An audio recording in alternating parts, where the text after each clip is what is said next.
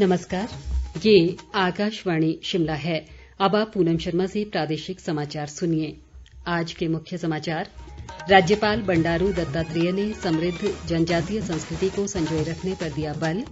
मुख्यमंत्री स्वावलंबन योजना के तहत प्रदेश में अब तक 1605 मामलों को दी गई स्वीकृति। प्रदेश में पिछले 24 घंटों के दौरान 3 अलग अलग दुर्घटनाओं में 8 लोगों की मृत्यु, 6 अन्य घायल। और गृह मंत्रालय ने राज्य पुलिस बलों की सीधी भर्ती परीक्षा में एनसीसी प्रमाण पत्र धारकों को वरीयता देने का राज्यों से किया आग्रह। अब समाचार विस्तार से। राज्यपाल बंडारू दत्तात्रेय ने समृद्ध जनजातीय संस्कृति को संजोए रखने और जनजातीय क्षेत्र के लोगों के अधिकारों के संरक्षण की जरूरत बताई है। वे आज राजभवन शिमला से वीडियो कॉन्फ्रेंसिंग के माध्यम से जनजातीय जिला लाहौल स्पीति के प्रबुद्ध जनों से बातचीत कर रहे थे। राज्यपाल ने कोरोना महामारी को फैलने से रोकने के लिए जिला प्रशासन द्वारा किए गए प्रयासों की सराहना की। उन्होंने कहा कि रोहतांग सुरंग के निर्माण से जनजातीय क्षेत्रों में विकासात्मक गतिविधियां और अधिक सुदृढ़ होंगी। बंडारू दत्तात्रेय ने क्षेत्र में शिक्षा, स्वास्थ्य और रोजगार के अवसर बढ़ाने पर भी बल दिया। उपायुक्त केके सरोच ने राज्यपाल को कोविड-19 महामारी से निपटने की तैयारियों सहित अन्य गतिविधियों की जानकारी दी। इसके अलावा पुलिस अधीक्षक राजेश धर्माणी ने भारत तिब्बत सीमावर्ती क्षेत्र की स्थिति पर विस्तृत रिपोर्ट प्रस्तुत की। मुख्यमंत्री जयराम ठाकुर ने कहा है कि प्रदेश में मुख्यमंत्री स्वावलंबन योजना के अंतर्गत अभी तक 1605 मामलों को स्वीकृति प्रदान की गई है। वे आज शिमला से वीडियो कॉन्फ्रेंसिंग के माध्यम से मुख्यमंत्री स्वावलंबन योजना के लाभार्थियों से बातचीत कर रहे थे। मुख्यमंत्री ने कहा कि ये योजना युवाओं को अपने उद्यम स्थापित करने के लिए प्रोत्साहित करने के उद्देश्य से आरंभ की गई है और योजना के तहत लाभार्थियों को 312 करोड़ रुपए के ऋण दिए जाएंगे। मुख्यमंत्री ने कहा कि बेरोजगारी पूरे विश्व के लिए एक बहुत बड़ी चुनौती है और सरकारी क्षेत्र में सभी को रोजगार उपलब्ध करवाना किसी भी सरकार के लिए संभव नहीं है।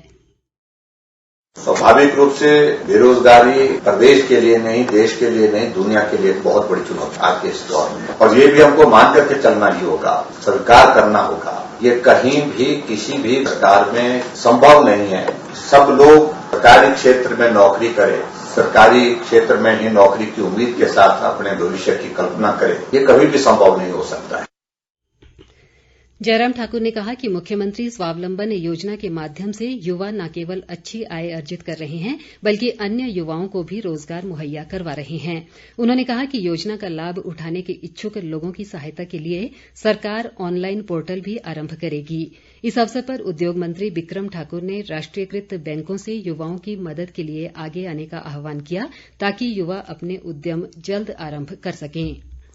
केंद्रीय वित्त व कॉरपोरेट मामले राज्य मंत्री अनुराग ठाकुर ने कहा है कि प्रधानमंत्री गरीब कल्याण पैकेज के तहत देशभर में करीब 42 करोड़ जरूरतमंदों को 68,000 करोड़ से अधिक की सहायता राशि उपलब्ध करवाई गई है।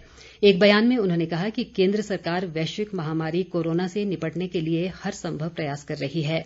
अनुराग ठाकुर ने कहा कि पिछले 3 महीनों में प्रधानमंत्री उज्ज्वला योजना के अंतर्गत महिलाओं को 12 करोड़ 17 लाख गैस सिलेंडर मुफ्त प्रदान किए गए हैं। उन्होंने कहा कि इसके अलावा जरूरतमंदों को 187 लाख मीट्रिक टन से अधिक अनाज और करीब 6 लाख मीट्रिक टन दालें भी उपलब्ध करवाई गई। ग्रामीण विकास व पंचायती राज मंत्री ने कहा है कि गांवों में आजीविका के साधन उपलब्ध करवाना प्रदेश सरकार की प्राथमिकता है। ऊना जिले में कुटलैहड़ विधानसभा क्षेत्र के बौल में आज ग्लेज पॉटरी वर्कशॉप का शुभारंभ करने के बाद उन्होंने ये बात कही। वीरेंद्र कंवर ने कहा कि मुख्यमंत्री ग्राम कौशल योजना के माध्यम से पारंपरिक कलाओं को सिखाने वाले तथा सीखने वालों को प्रोत्साहन भत्ता प्रदान किया जा रहा है।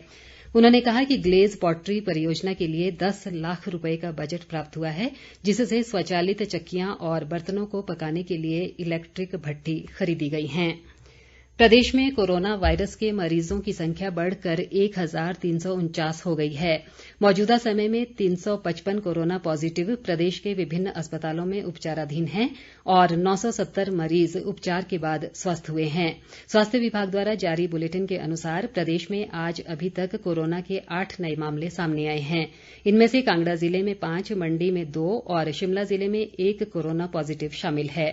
प्रदेश में आज 2,465 लोगों के सैंपल कोरोना जांच के लिए भेजे गए हैं, जिनमें से 1,086 की रिपोर्ट नेगेटिव आई है, जबकि 1,374 की रिपोर्ट आना अभी बाकी है। प्रदेश में पिछले 24 घंटों के दौरान 3 अलग अलग दुर्घटनाओं में 8 लोगों की मृत्यु हो गई और 6 अन्य घायल हुए हैं।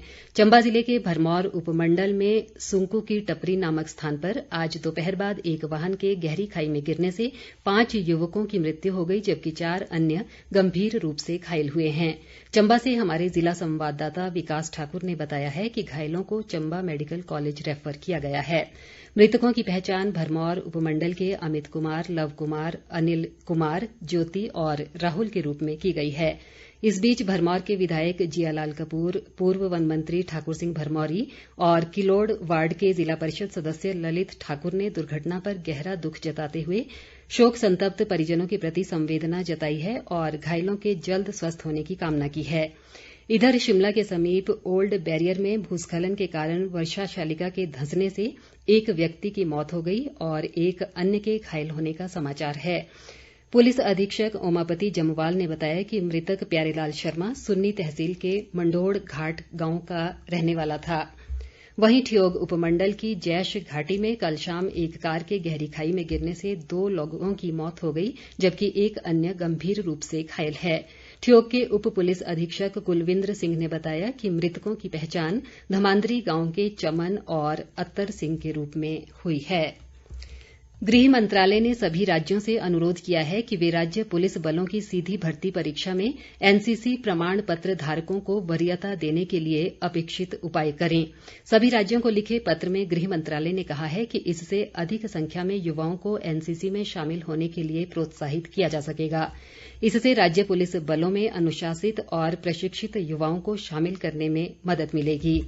राष्ट्रीय कैडेट कोर एनसीसी के सदस्यों के व्यावसायिक प्रशिक्षण और कौशल के महत्व को समझते हुए गृह मंत्रालय केंद्रीय सशस्त्र पुलिस बलों में सब इंस्पेक्टर और कांस्टेबलों के पदों पर सीधी भर्ती में एनसीसी सर्टिफिकेट धारकों को वरीयता देने की मंजूरी पहले ही दे चुका है।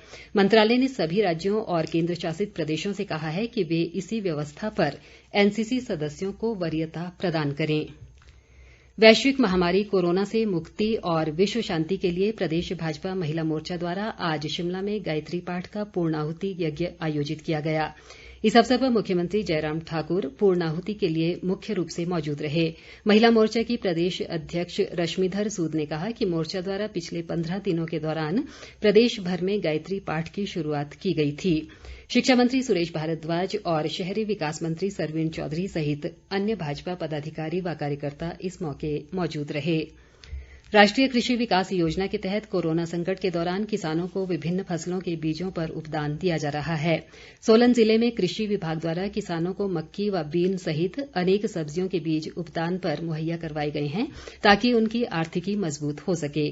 कृषि विभाग के निदेशक राजेश कौशिक ने बताया कि योजना के तहत किसानों ने विभिन्न फसलों के बीज पर दिए गए उपदान का भरपूर लाभ उठाया। कोरोना पीरियड के दौरान मक्की, चरी, बाजरा और विभिन्न किस्म की सब्जियां जैसे टमाटर, शिमला मिर्च और भिंडी के बीजों पर उपदान उपलब्ध करवाया गया। किसी भी प्रकार की सब्जियां जो इस दौरान जैसे बीन्स भी लगी हैं, उन पे भी कृषि विभाग की राष्ट्रीय कृषि विकास योजना के अंतर्गत 50% अनुदान किसानों को उपलब्ध करवाया गया। कोरोना महामारी के दौरान 4 महीने से बंद दिल्ली भुंतर हवाई सेवा आज से फिर शुरू हो गई है। भुंतर एयरपोर्ट के मुख्य सुरक्षा अधिकारी रवि प्रकाश श्रीवास्तव ने बताया कि आज दिल्ली से 12 यात्री भुंतर पहुंचे और 2 यात्रियों ने भुंतर से दिल्ली के लिए प्रस्थान किया। उन्होंने कहा कि ये हवाई सेवा सप्ताह में 3 दिन सोमवार, गुरुवार और शनिवार को होगी। अंत में मुख्य समाचार एक बार फिर। राज्यपाल बंडारू दत्तात्रेय ने समृद्ध जनजातीय संस्कृति को संजोए रखने पर दिया बल। मुख्यमंत्री स्वावलंबन योजना के तहत प्रदेश में अब तक 1,605 मामलों को दी गई स्वीकृति। प्रदेश में पिछले 24 घंटों के दौरान 3 अलग अलग दुर्घटनाओं में 8 लोगों की मृत्यु और 6 अन्य घायल। और गृह मंत्रालय ने राज्य पुलिस बलों की सीधी भर्ती परीक्षा में एनसीसी प्रमाण पत्र धारकों को वरीयता देने का राज्यों से किया आग्रह। इसी के साथ ये समाचार बुलेटिन समाप्त हुआ। हमारा अगला बुलेटिन आप सुन सकते हैं सुबह 9:20 पर। नमस्कार।